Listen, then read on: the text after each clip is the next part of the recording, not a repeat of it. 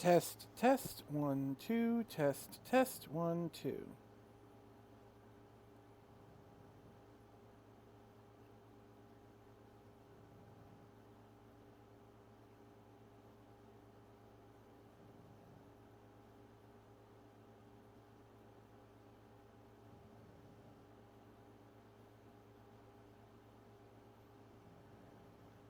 Hold on,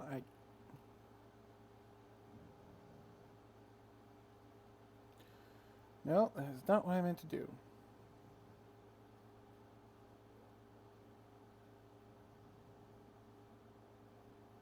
There we go.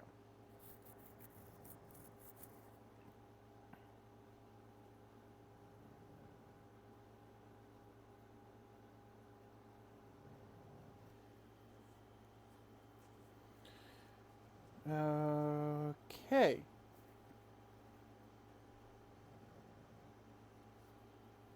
Test, 1, 2, test, 1, 2.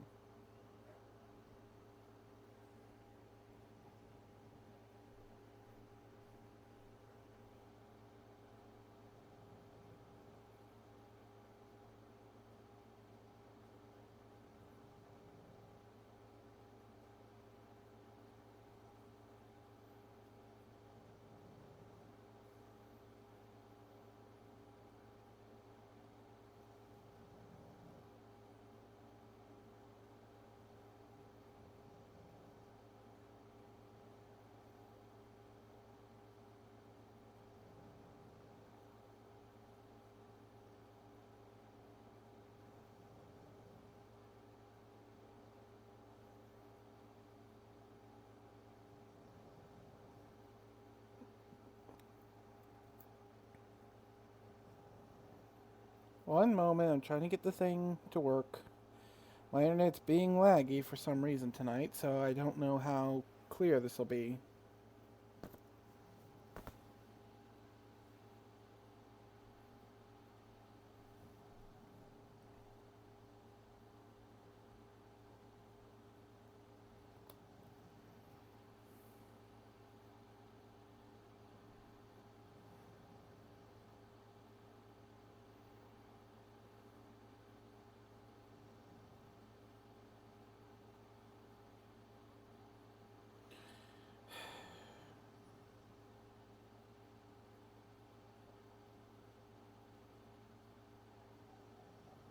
Buffering, buffering, buffering. There's the link.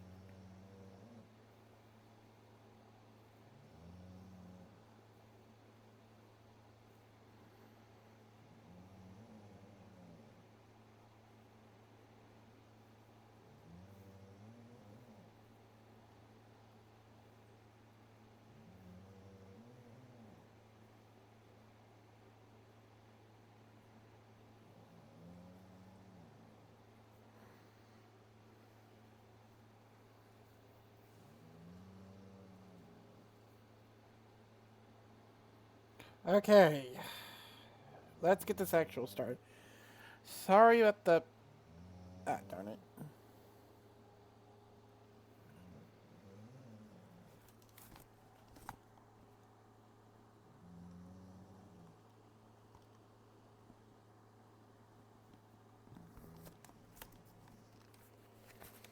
My headset beat. I had to plug it up. Thank goodness it still works like this.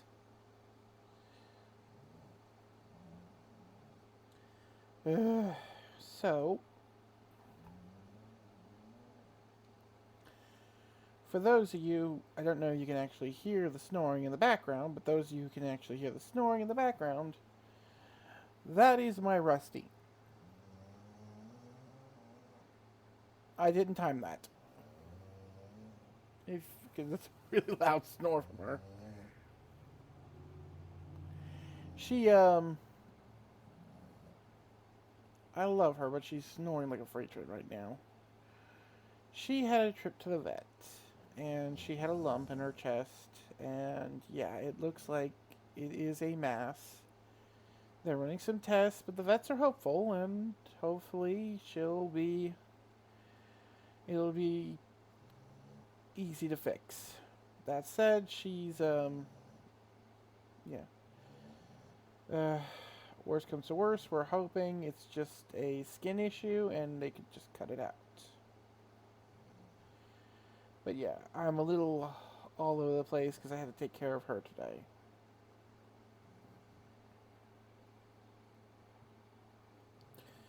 But yeah, we will be doing chapter 12 of A Nanite in the Fantasy.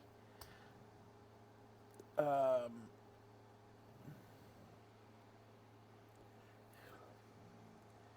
it's the story follows Sam, who is the core consciousness of a nanite swarm in a fantasy world, as you probably can explain by the title.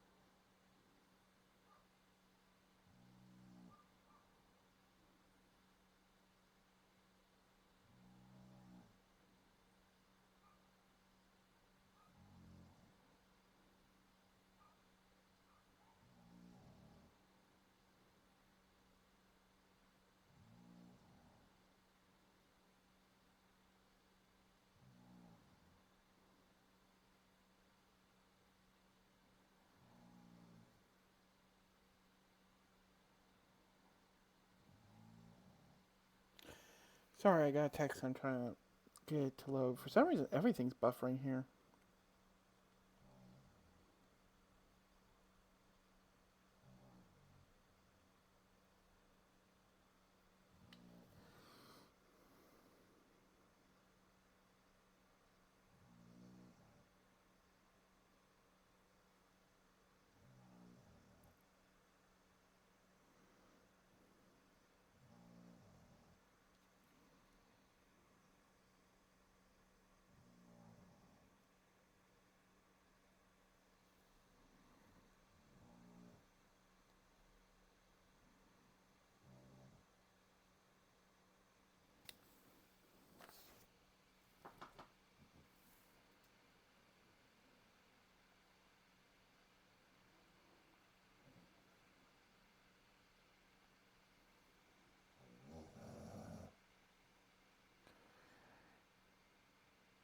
Gray lead.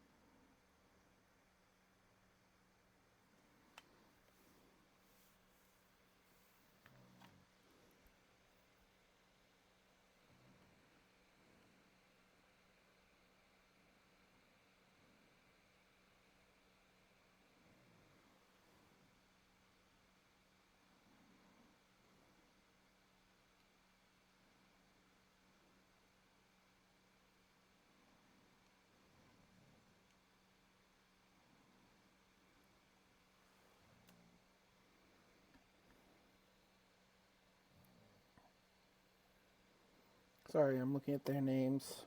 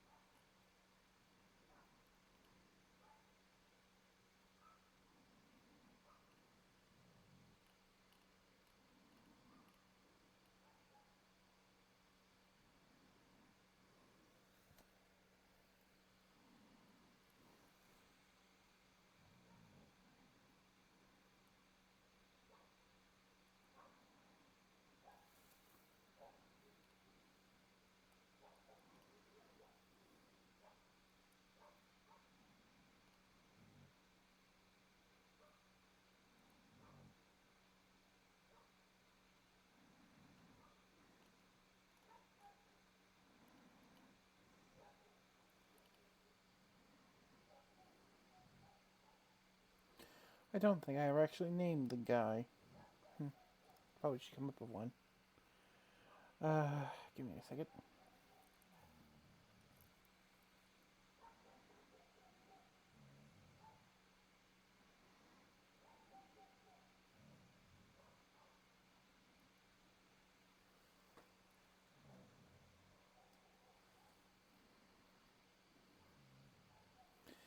And the man from the Scholars Guild.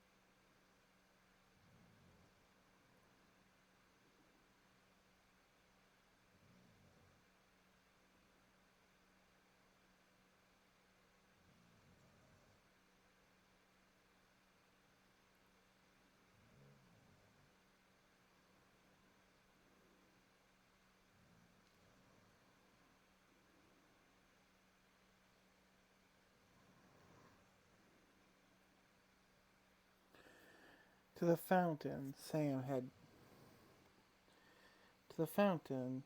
had built on what had one point been the edge of their camp. Most of the foragers, as well as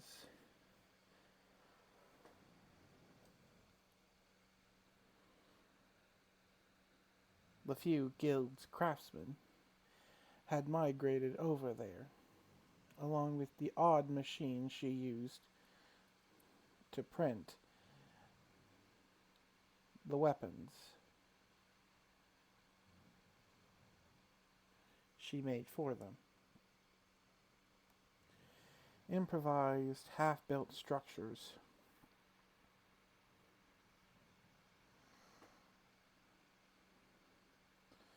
were already slowly being replaced with proper brick and stone creation.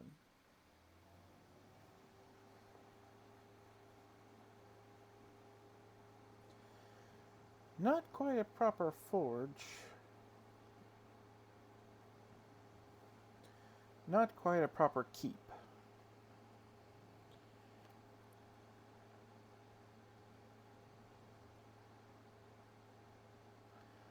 But, well, he didn't know what they'd do with this place after they were done.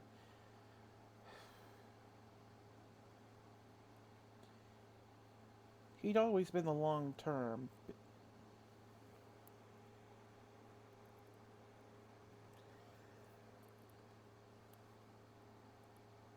Gray had always pictured himself as the long term, the big picture guy. But this time around, this mission, he was always reacting. He had nothing to draw upon. No record, no history, no consequence.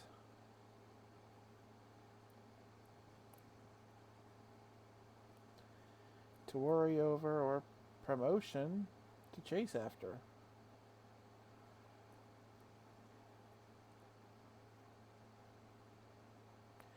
He had come here looking for a decent spot to set up a go-between point to try and reopen the trade route.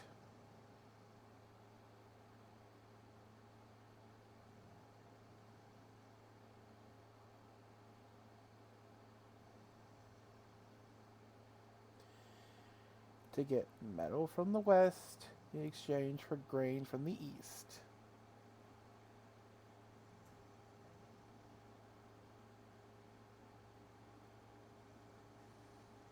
That was it.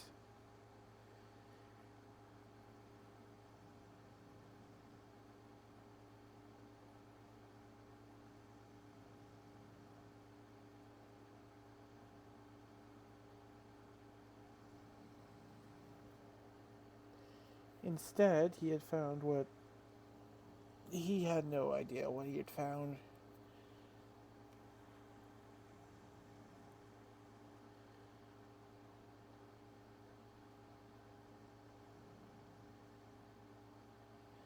Would it be considered a lost lands, similar to the small territories carved out by dragons, behemoths, and other beasts of incredible power?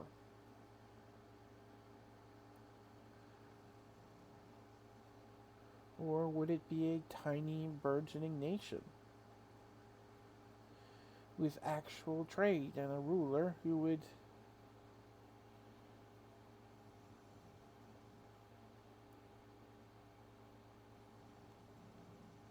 form actual treaties with its neighbors? Or would be more apt to call it a fiefdom? A single person of power with a handful of followers, but ultimately subservient to the true owner of the land, the crown.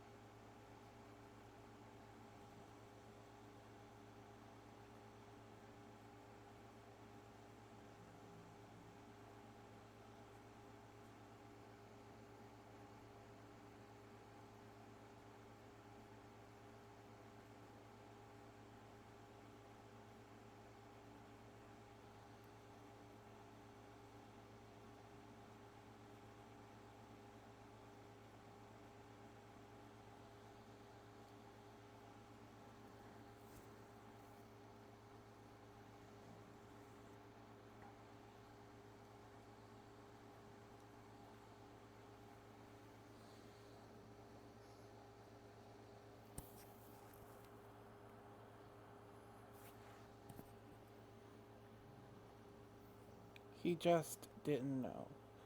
He didn't know if he needed to set up a temporary settlement with plans to remove it, a town, or at least the beginnings of a town.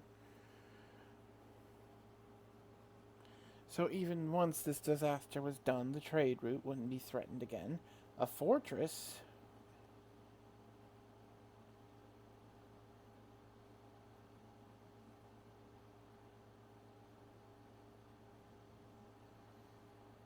To keep an eye on her, though he doubted they'd keep her out if they even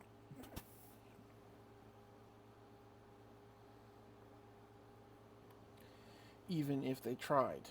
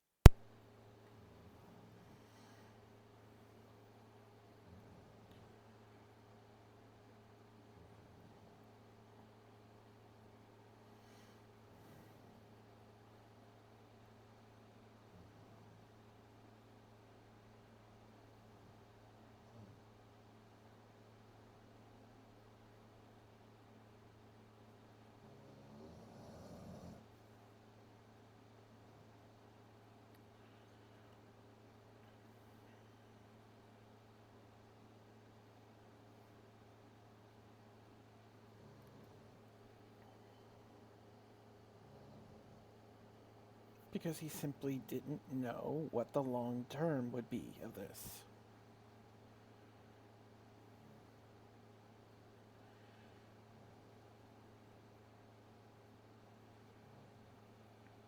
He had learned a long time ago, and learned the hard way,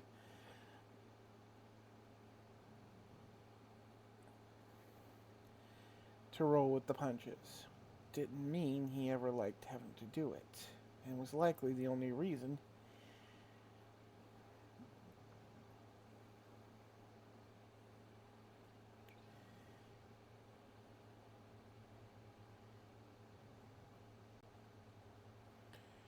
he'd.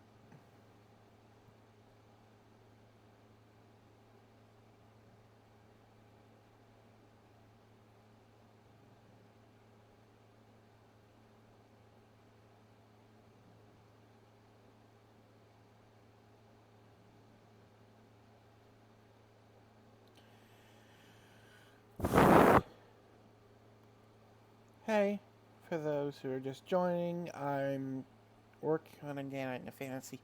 I'm struggling a little with this part here, but I'm working on it.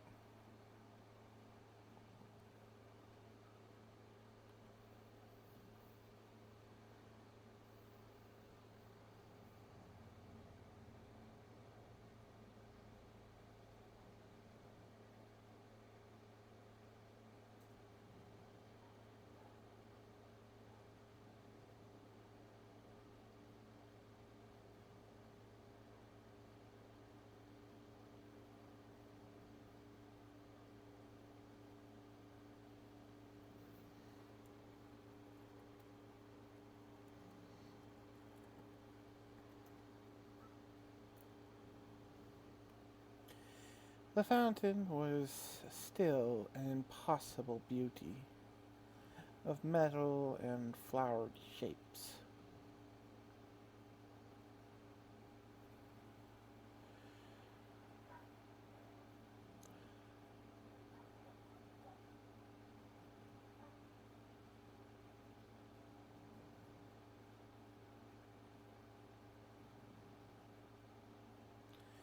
The crystal orb in the center of it rotated to look at them. He didn't want to call it an eye, because it didn't resemble one. It just resembled an orb. And it was kind of hard to actually figure out where it was looking at, because it didn't have any markers showing what direction it was actually pointing.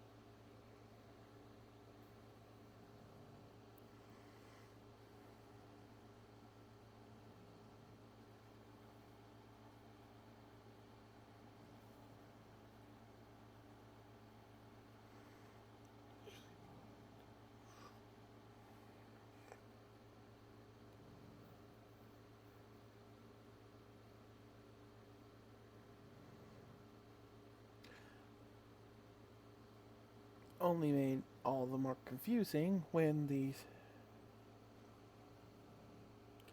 man from the Scholar Guild started to circle the fountain as if trying.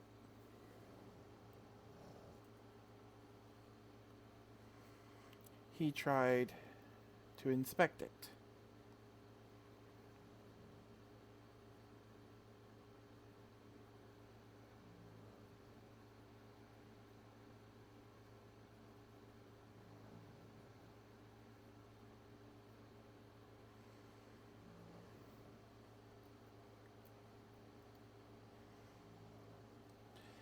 Hey Sam, I hope this is a good place for you to have this conversation.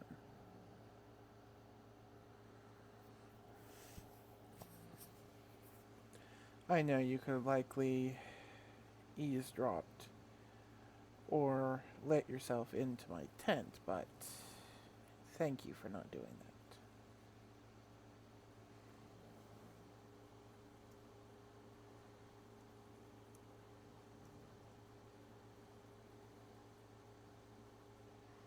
No problem.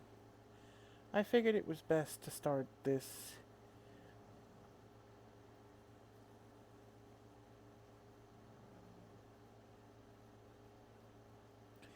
introduction on the right foot.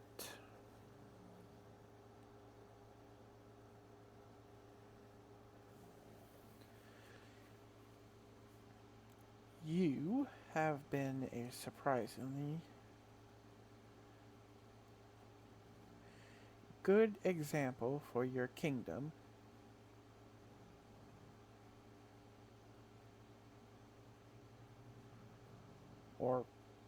group, whichever you serve.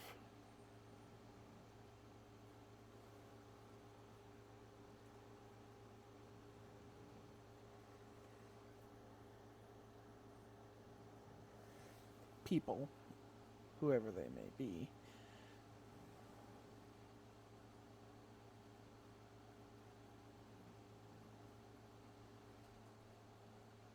And if you vouch for these newcomers, I will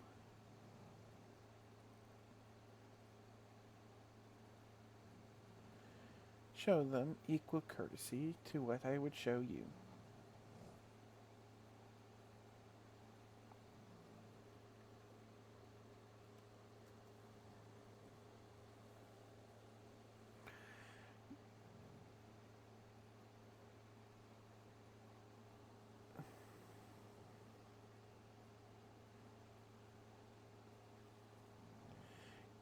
Gray almost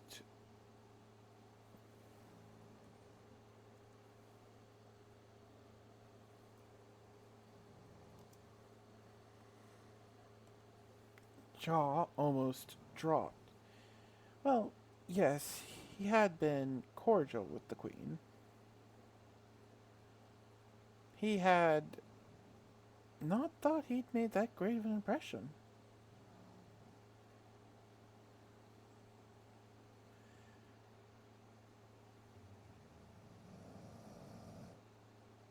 But if he truly had, well,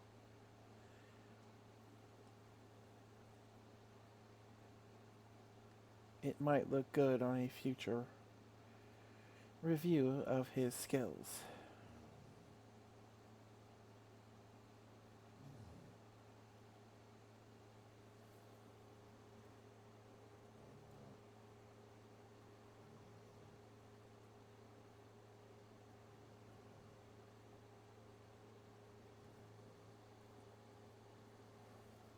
Well,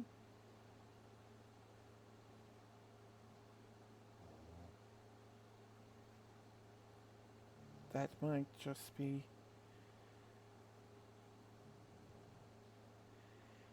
useful if he ever decided to look into a more political future.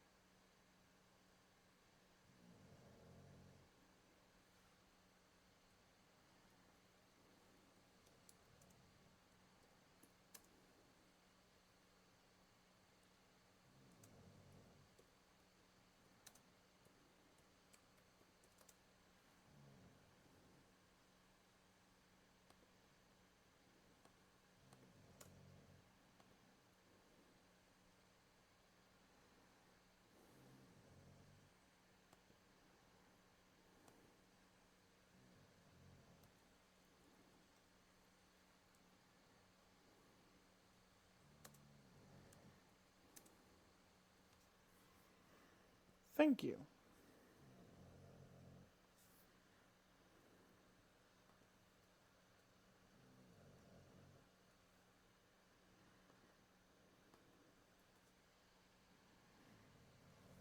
Gray said with a giving the fountain a small half bow, unable to hide the smile on his face.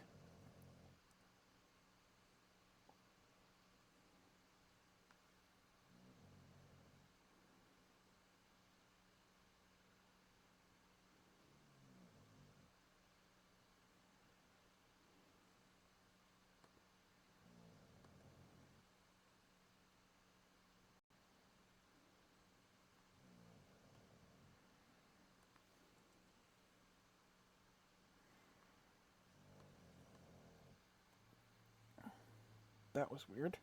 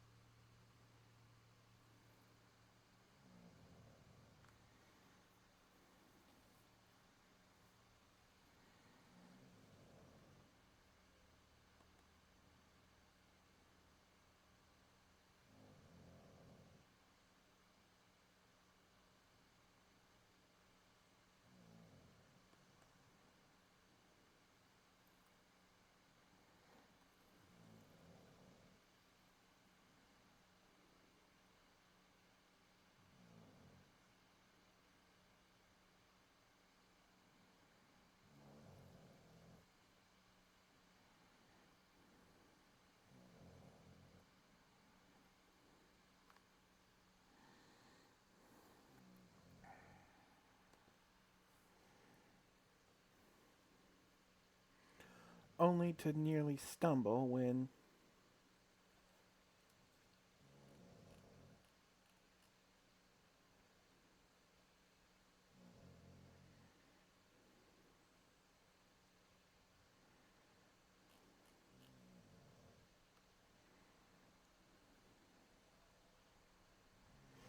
loudly cleared her throat. Wait, why delete that?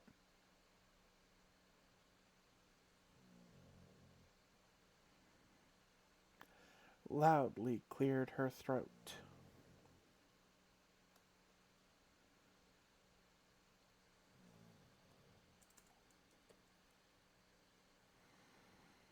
Yes, well, thank you. But with that said, we have a lot of questions. To start with, just what are you?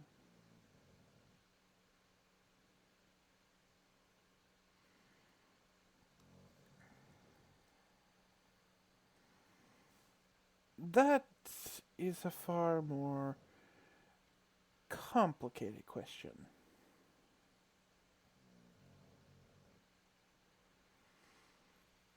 Both in the terms of anatomy and philosophy.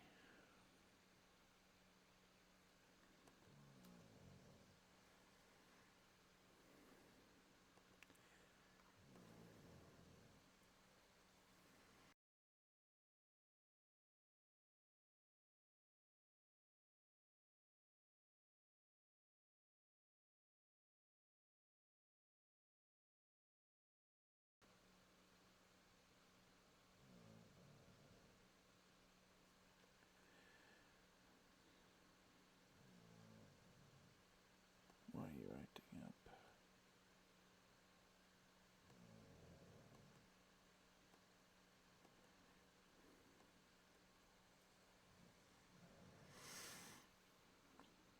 Okay, dictate's not wanting to work all of a sudden.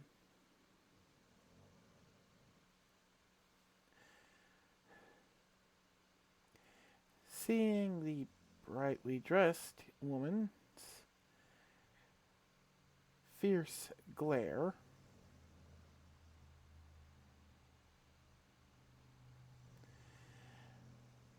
Sam cautiously chose her next words very carefully.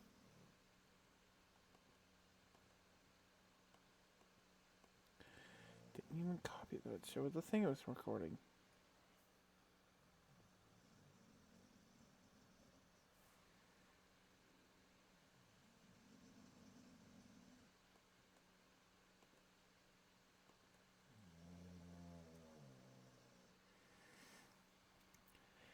Seeing the brightly dressed woman's harsh glare, Sam chose her next words very carefully.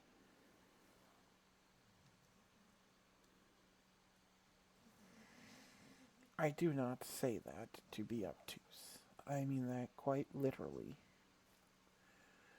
both in my lacking of your language and my lacking in your understanding of biology, and moreover, my own.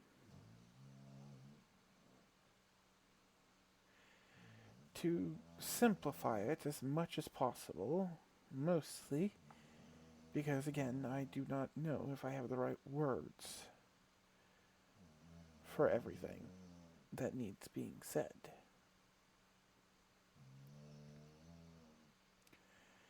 I, as in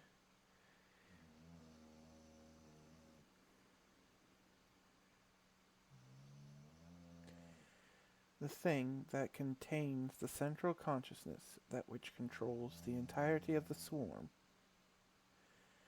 am a simple orb. Well,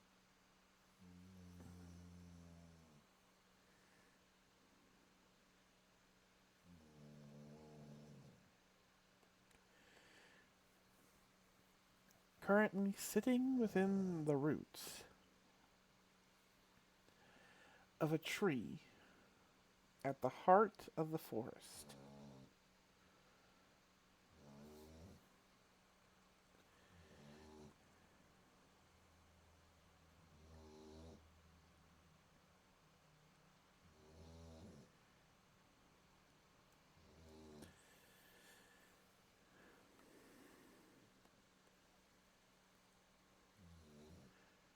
That has buried itself in the roots of a tree near the center of the forest. The orb is made of crystal, and while it was very fragile when I first arrived here, I have done my best to strengthen it as much as possible, as well as grow it. It is slow going, however.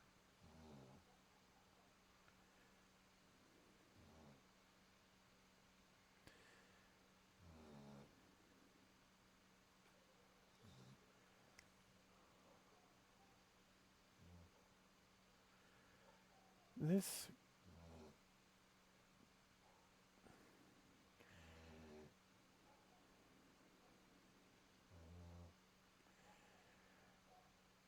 crystal, for lack of a better word, acts like a vessel for my sense of self. I can, and have, to some extent, pushed my sense of self into the swarm on occasion, especially when I need to coordinate a particularly large number of them. And it is theoretical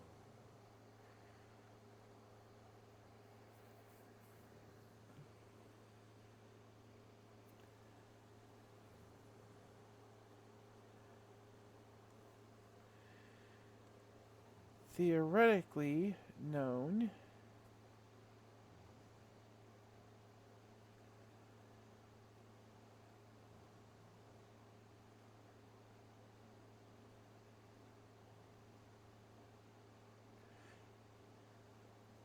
to me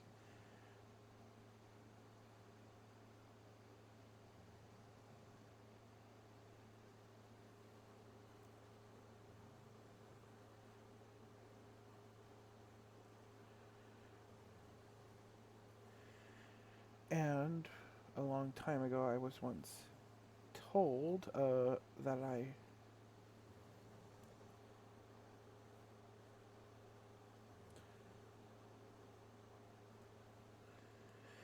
I was also told a long time ago if I ever amassed a large enough swarm, I may one day be able to fully transfer my sense of self into it permanently. But I do not know how true that is, as my swarm has grown quite greatly as of recent, and I still cannot accomplish such a feat.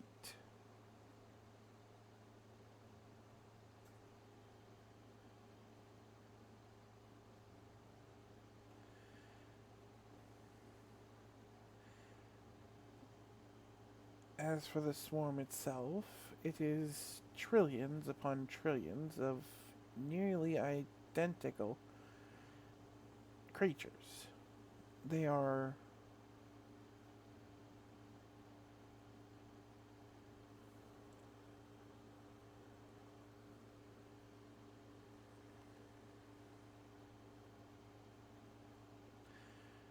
microscopic entities.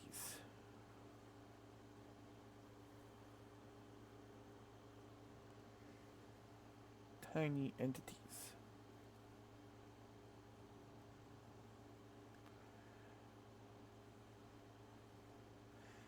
They have some very basic instincts, but do not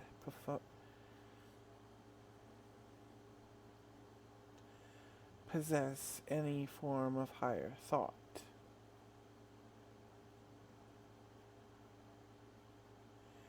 A swarm without a higher mind is basically a puddle of silvery goo.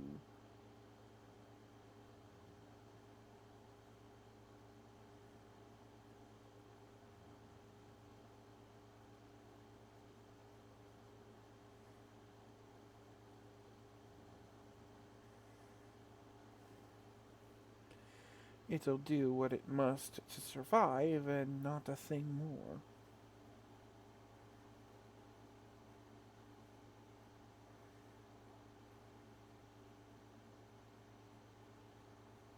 Something similar to what I believe your cattle, I think, is what you refer to them as.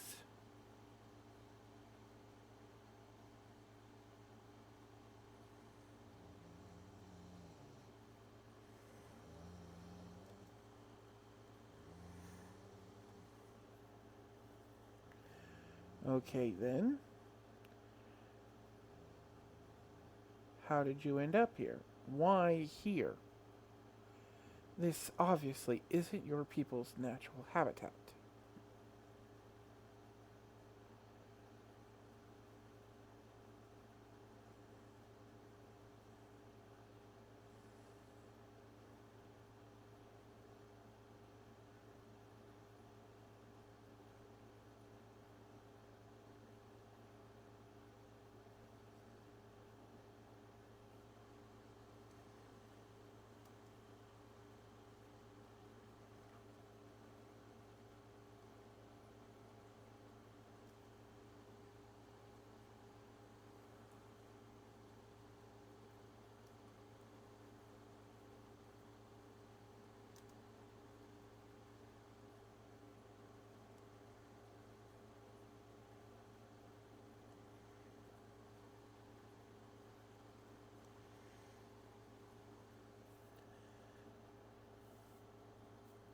You act like I had much of a choice in the matter.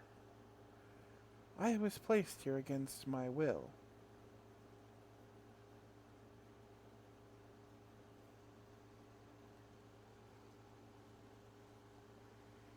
That had all the craftsmen, the passers-by, basically anyone within earshot stopping. Sam never thought she'd heard the camp be this silent before, but decided to continue.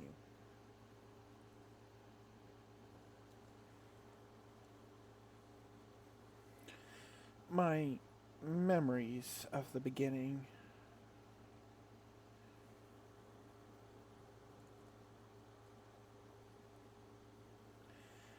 back then, aren't very clear.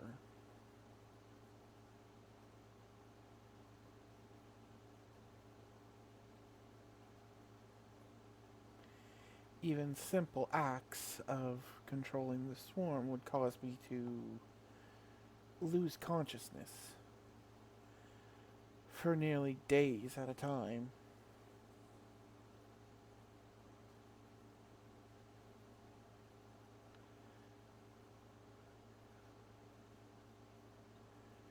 I found myself here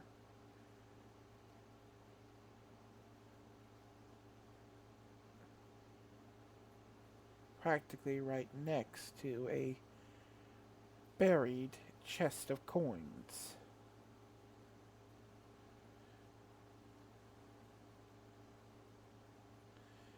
So I can only assume I was meant to be a similar treasure. My form is nearly a perfect spear, something I can assure you doesn't happen naturally. I don't fully understand how I got here, but like you said, it is not my natural habitat. So I can only assume I was placed here by some unknown entity. I thankfully, however, had enough of a swarm. Well, it was barely a drop of it when I arrived in the valley.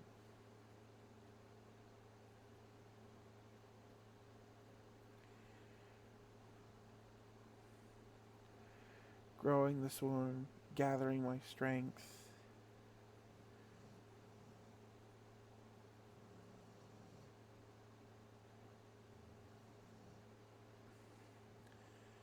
Finding a safe place to call home, and then trying to make a best.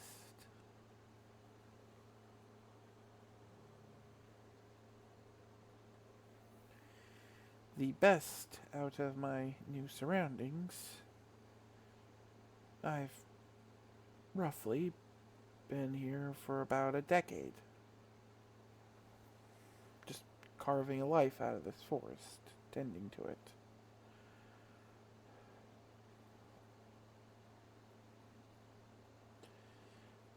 Then the undead started showing up, and well, you can pretty much either guess what happened from there or already know, as it wasn't too long after the adventurers started showing up.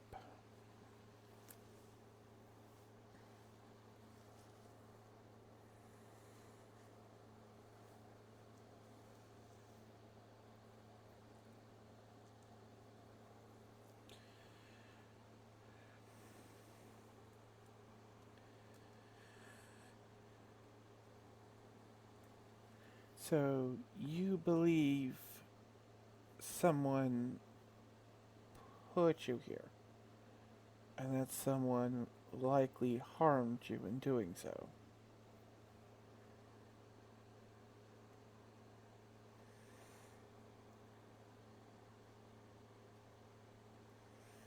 Let's just say, well, I do have memories that predate my arrival in the valley. They aren't the clearest anymore, other than knowing that I was very badly damaged before arriving.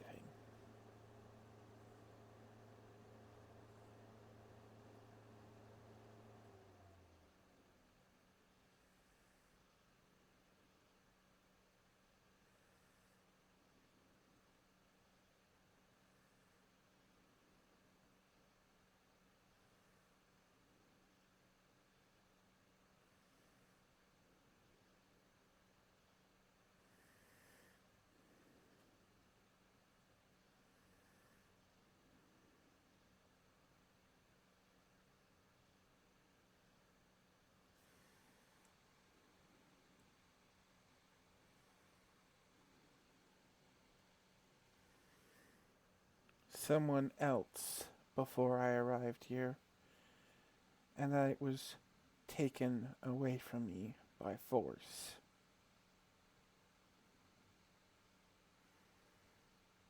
And the process was far from pleasant.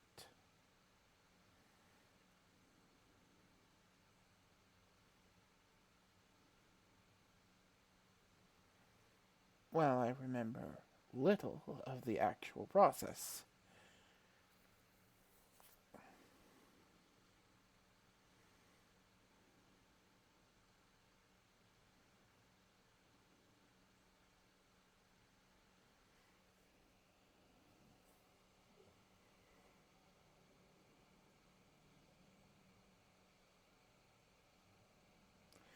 I can say it cost me gravely.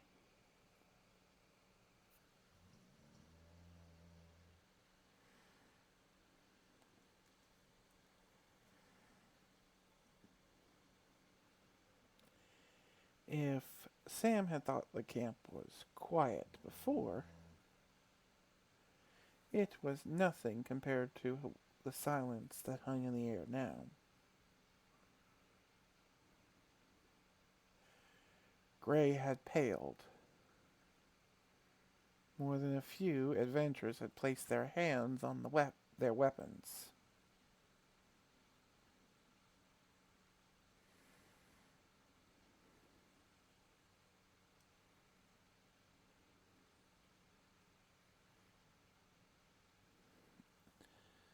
The strange man in the outfit that had been inspecting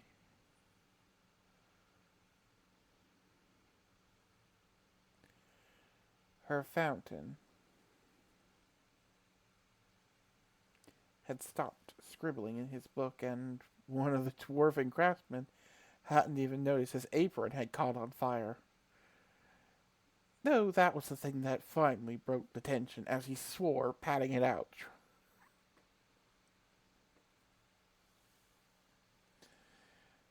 Several people looked over, finally breaking the tension of the moment.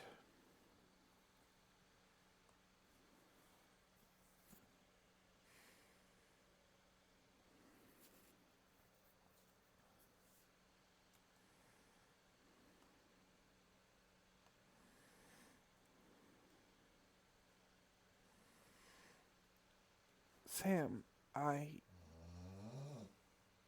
didn't know. I guess it makes sense why you don't like talking about your past now.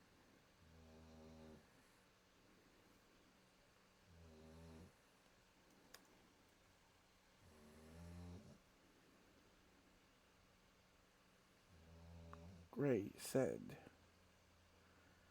unable to look the orb in the eye.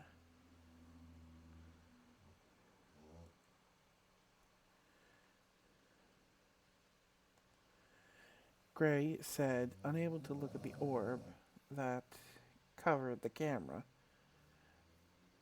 from which she absorbed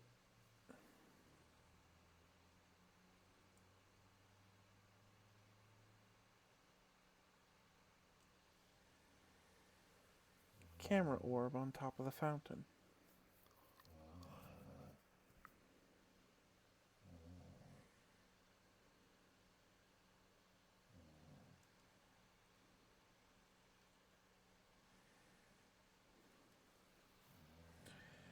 It's not that bad. I don't.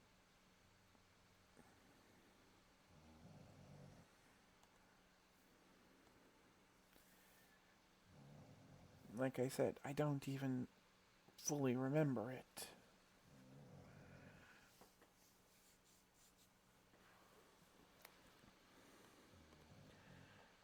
Like I said, I don't even fully remember it. I know something happened, but it's hard for that to weigh on me when I don't know what that bad thing was. Plus, there's just not that much history to tell.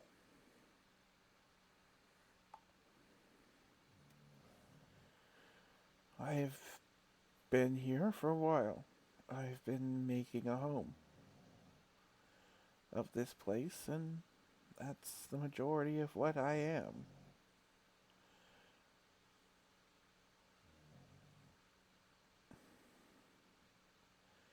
I like to tend.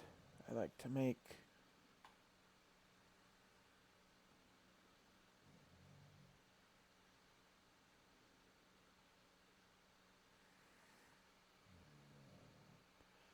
I can fight somewhat if needed, but it's not my specialty.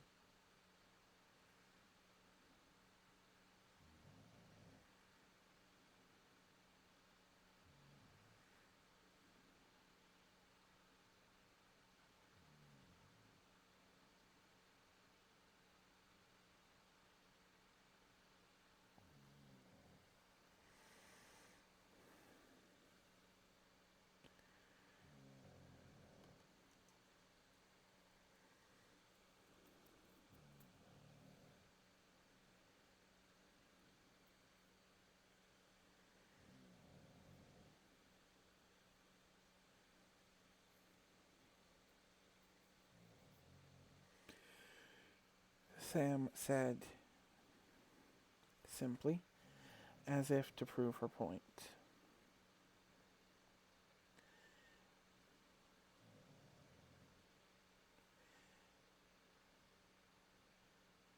A small flower made of silvery metal and green glass petals rose from the fountain in front of Gray. The man hesitated for a second before picking it up.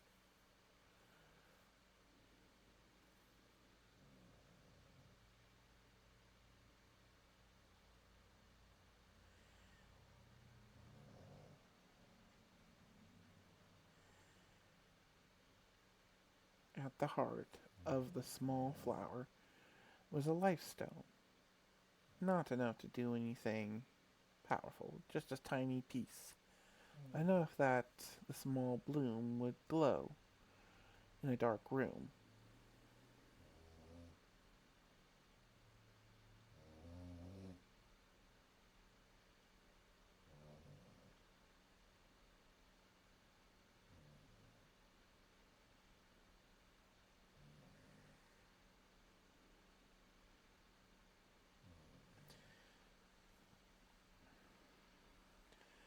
While the silvery metal looked expensive, it was just some tin and aluminum, cheap and flexible.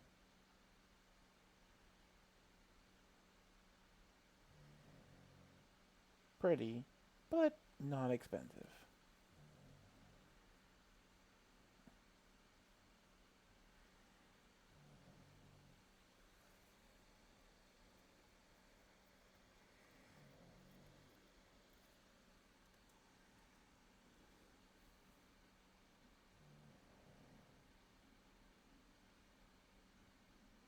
I, I, I can't take such an extravagant gift. This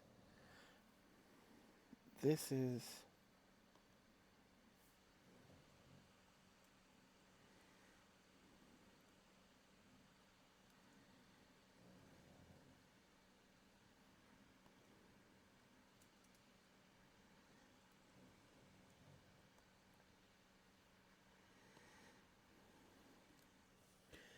a cheap little ornament for your desk. It's not crystal and silver. It's a few metals that are shiny.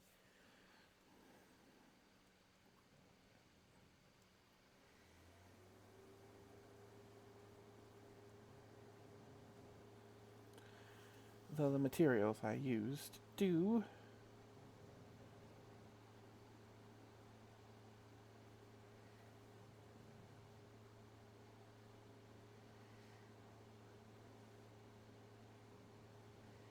make fine imitations.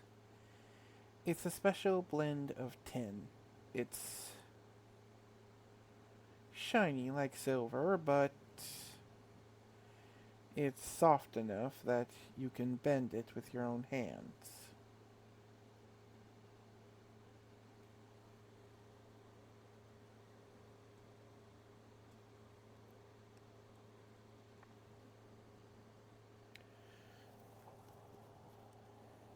And brittle.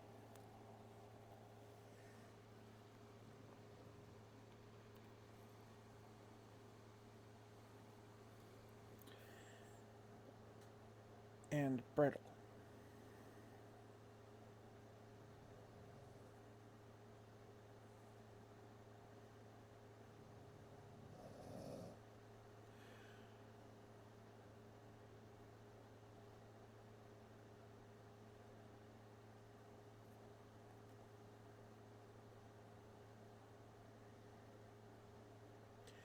And the petals are merely glass. I can make more from the sand.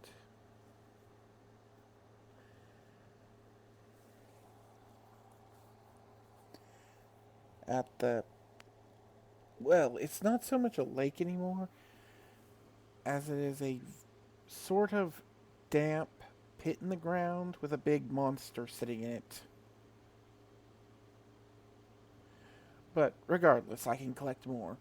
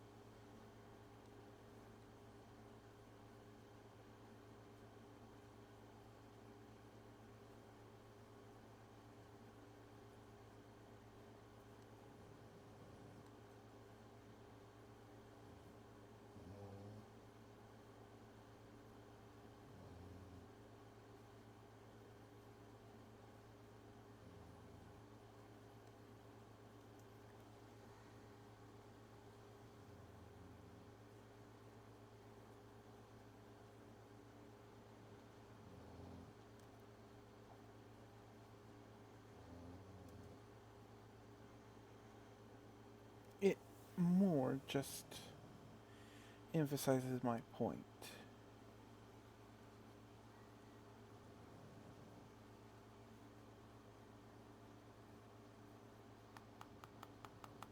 Blanking on the right word.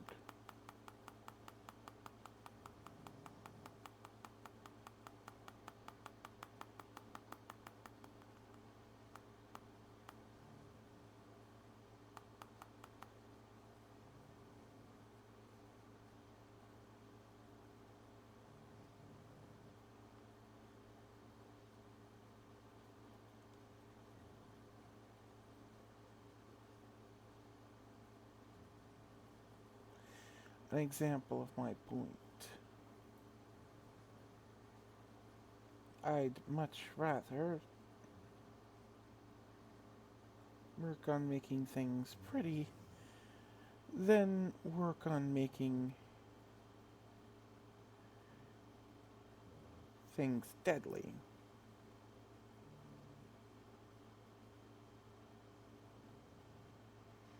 As I can do so with nothing more than a light investment and a little time.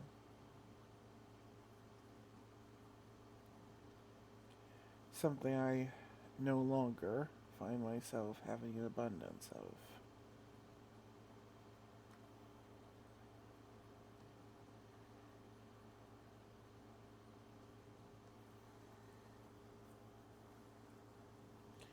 She didn't quite sigh, but she dimmed the orb before making it light back up again.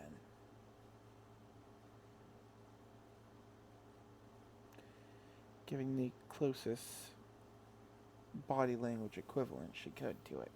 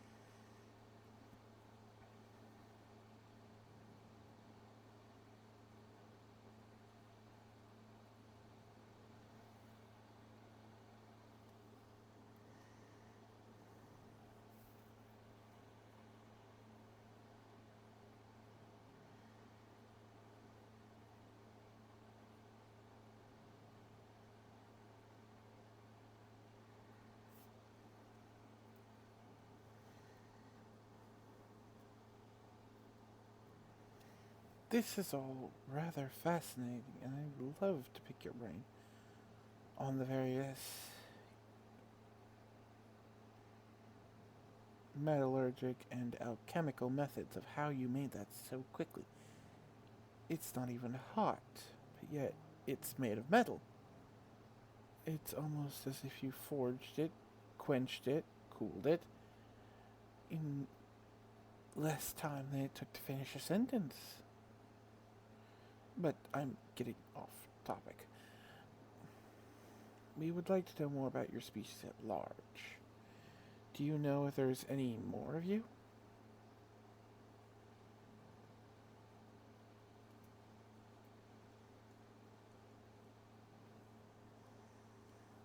I I do not. I doubt it, but I can't.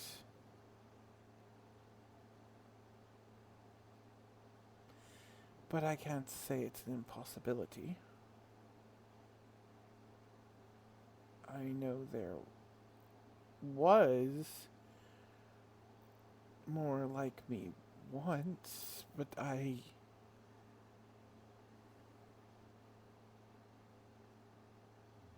do not know about now. Too much has changed. Too much time has passed. I cannot be sure. I'm sorry.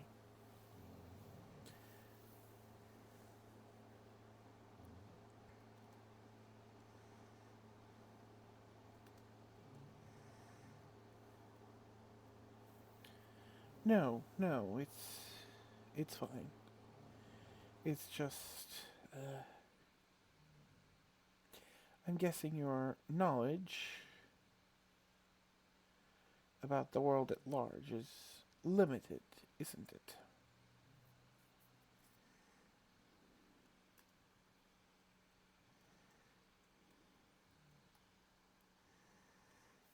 I'm afraid so.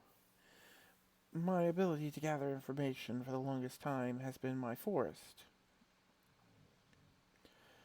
and I had only started to venture out into the valley before the undead showed up.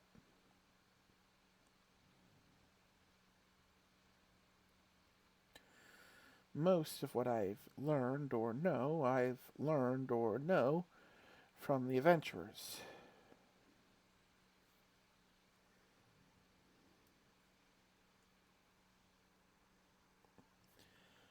Ah,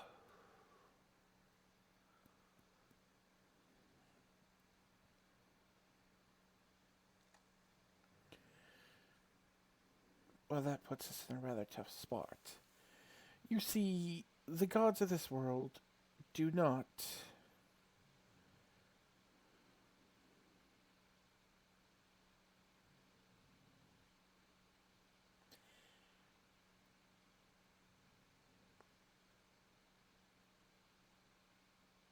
look fondly upon genocide.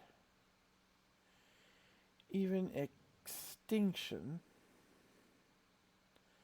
natural extinction, if it was helped upon in any way, shape, or form, even accidentally, by the sentient races, has led to dramatic consequences. More than one kingdom has been razed, and more than a few bloodlines cursed.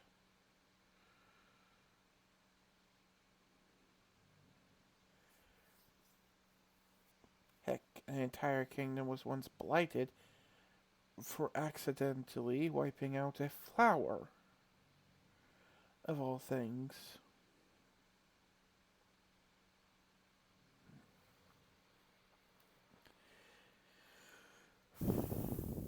If someone truly did place you in this valley, and your diminished state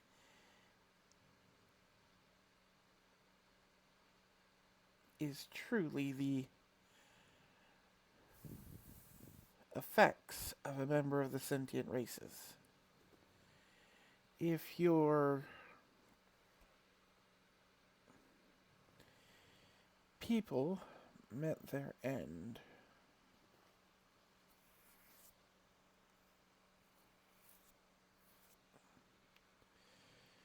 the effects could be catastrophic, especially for a sentient race.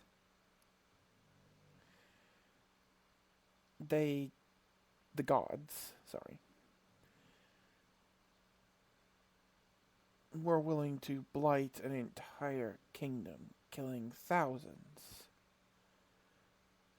for the extinction of a non sapient flower.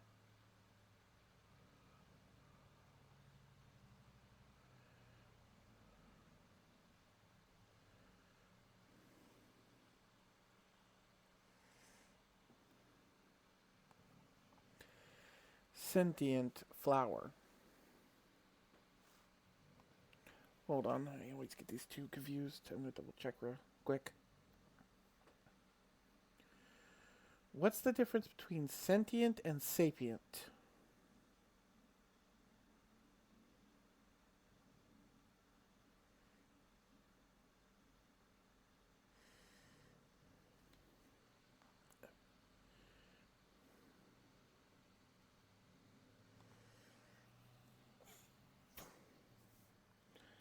None of us wish to discover what would happen if an actual sapient race or to ever meet their end in such a way.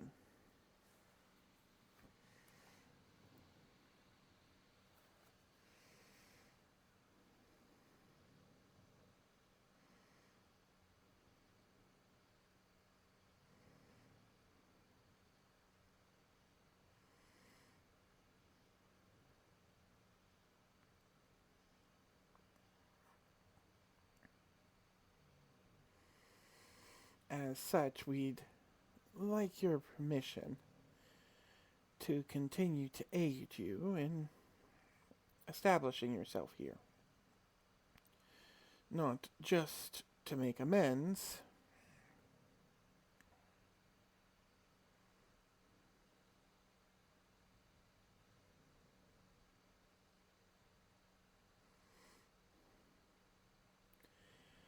for what was done to you, but to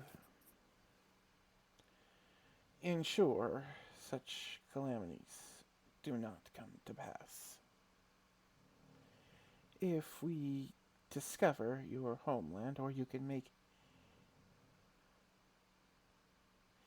any headway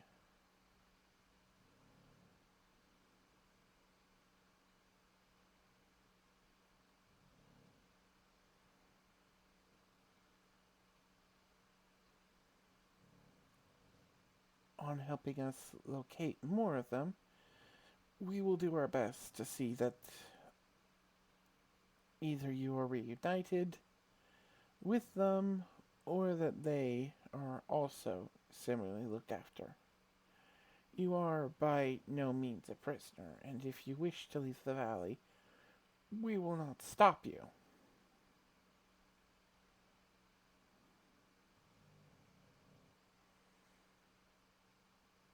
But we will do our best to provide proper escort if you do.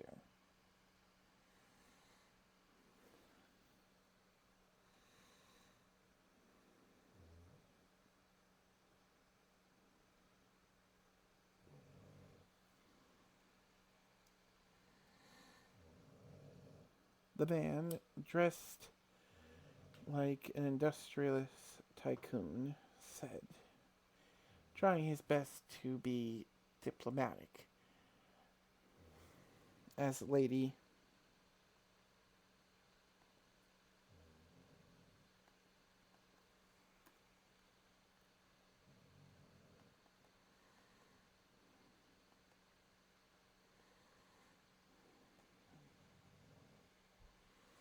glared at him for revealing that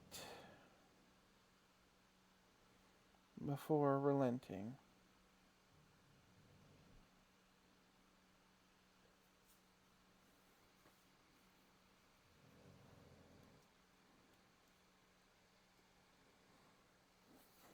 Well, I wouldn't have made such extravagant promises so directly.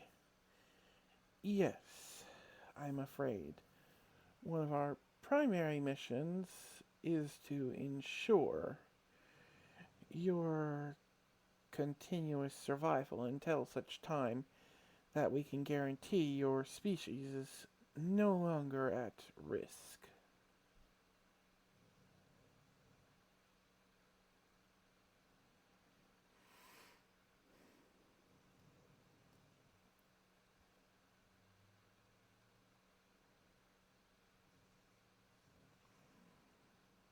That is partially why I was sent here. There's a large wave of undead heading, well, not quite this way, but the main.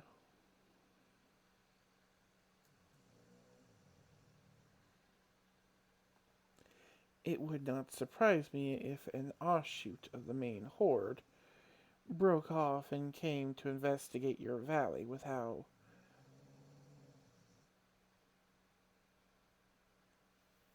much life energy it's radiating.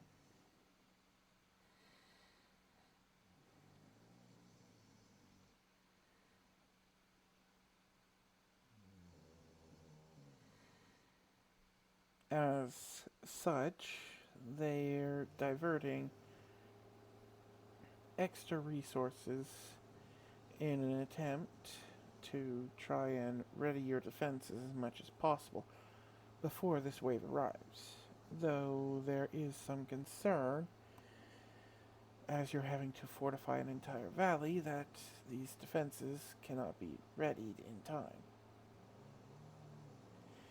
So they sent me and my men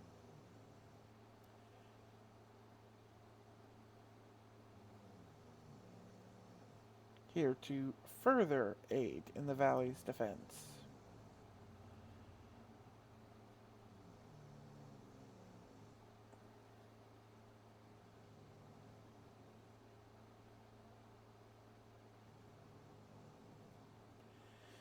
As well as Lord Anderbar. Here,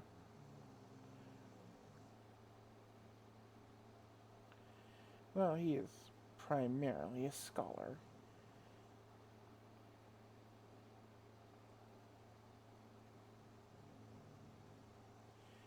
He has a large wealth of defensive architecture,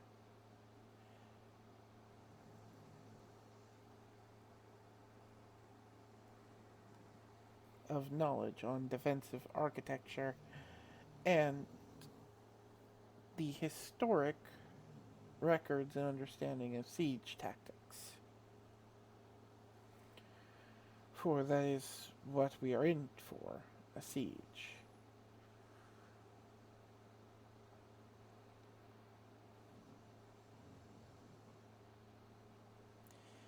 Even if we can find a way to destroy every undead we kill by sheer numbers, it will still take a long time to thin their ranks enough to claim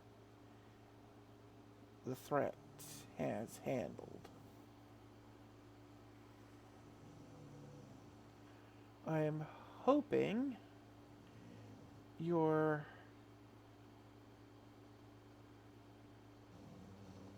so-called purifiers will aid in that matter, but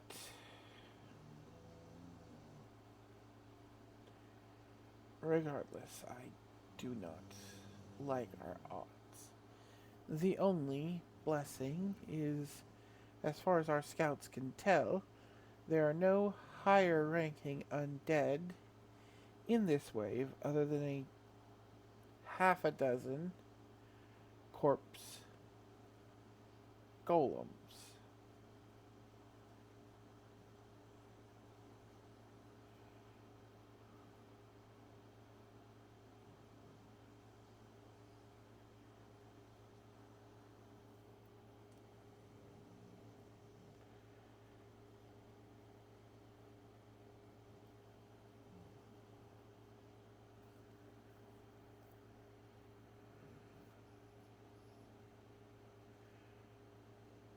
Which, while might be problematic, I presume your slimes will have no issue with dealing with,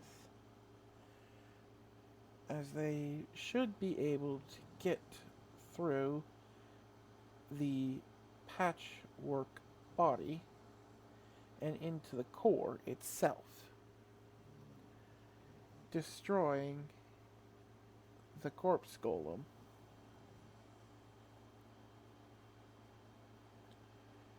and begin breaking it down before it has a chance to attempt to reanimate into smaller undead.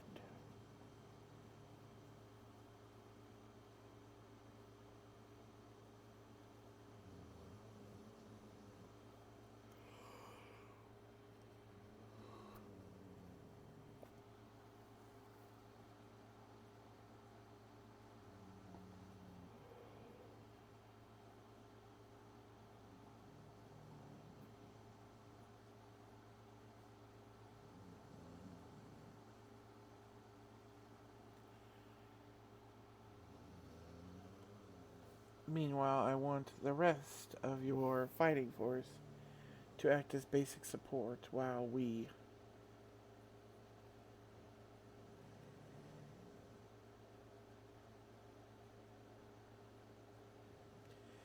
do our best to eliminate as many as possible.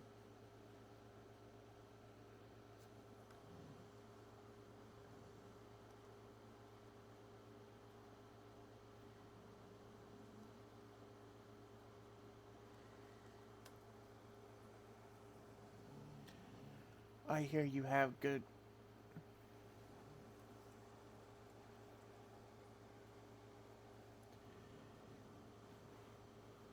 a good way of disposing of corpses as well as rendering them as a non-threat. That will need to be your primary focus throughout the upcoming battle. Leave the actual fighting to the adventurers.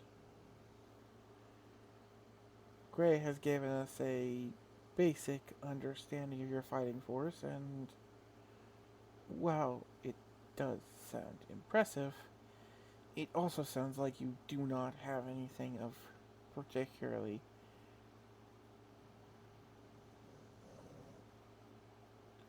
formidable strength.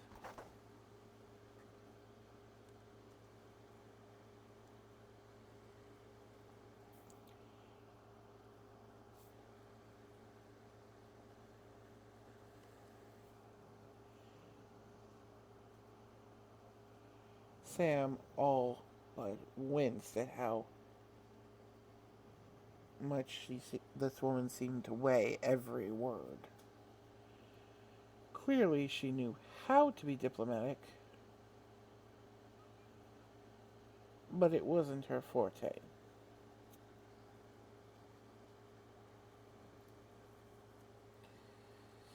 That that is not entirely true. I've I've been working on several things to further my defenses.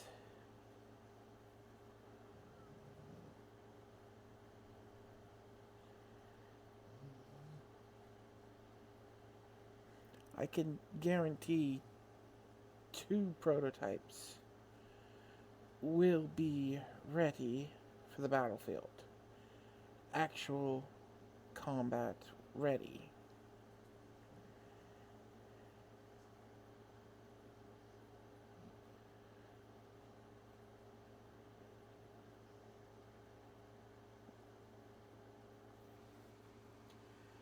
However, the third attention is very much a proof of concept I'm going to have to rush. And we'll have limited numbers of them.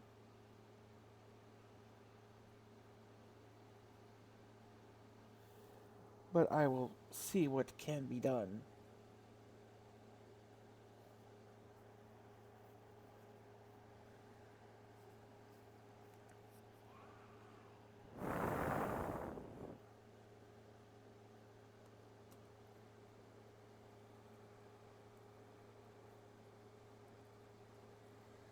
This got a nod out of the woman in blue.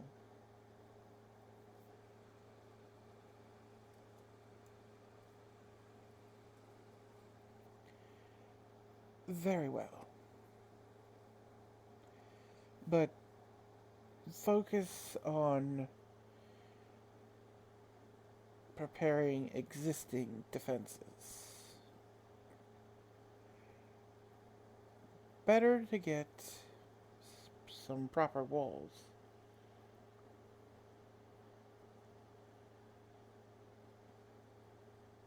in place than bet your life and your forest on some new wonder tool you have created.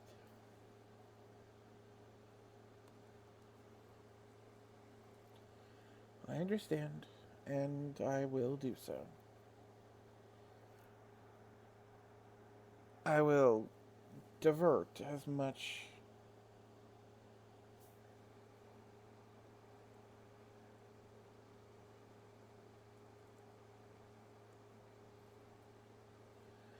but I will still be diverting as much as I can get away with to readying at least those two prototypes.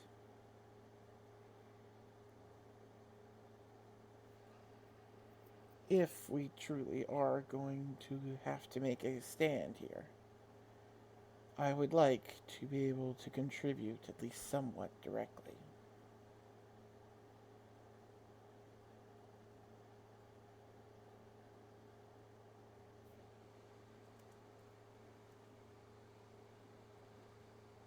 Alright, I can respect a warrior's drive to try and meet the oncoming hardships, but do not let it distract you from finishing the walls. I would rather be fighting the undead horde from atop them than trying to hold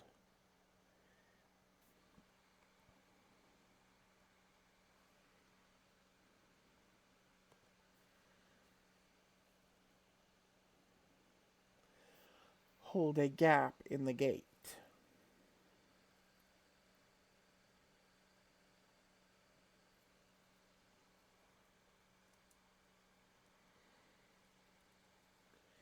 Yes, I will do all that I can to that end.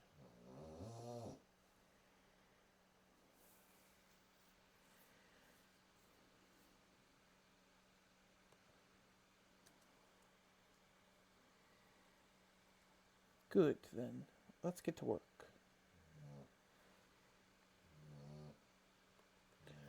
Alright. With that, I think we're done here for the night. It's not Rusty who's. It's not just Rusty who's snoring. I'm about to fall asleep myself. So I think I'll call it here for the night. Thank you for checking out my stream, and if you're seeing this as a video on YouTube, and you have any questions, I'm still willing to answer them. With that said, this is Wrecker, signing off.